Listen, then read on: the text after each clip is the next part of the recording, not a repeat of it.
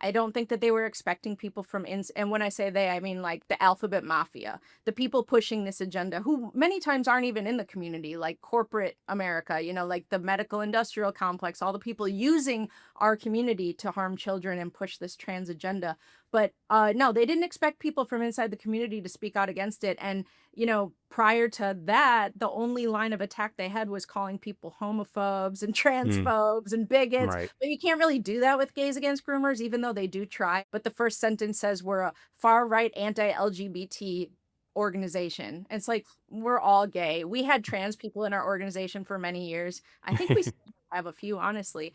Wow. But it's so ridiculous. So the next step, the only other option is to just stop us from speaking to make us Right. go away. It only, you know, it only made us made people much more interested in what we had to Right. say.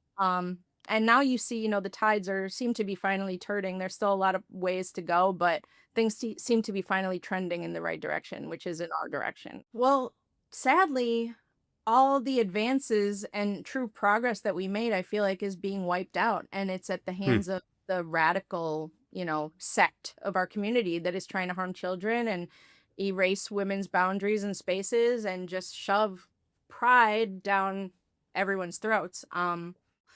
So I think at least what Gays Against Groomers is trying to do is reclaim our good standing in society. I feel like the majority of LGB people are very normal, but sadly, that doesn't really make the news. A lesbian couple or gay couple sitting at home on their couch watching Netflix at night or going grocery shopping. That doesn't, that doesn't really have a virality to it. So, it's not seen, but I think that is where the majority of us, like where we are. It's just sadly the only you only see the craziness. So we're trying to be loud enough to say, hey, like we really do not identify with these people. We want nothing to do with them.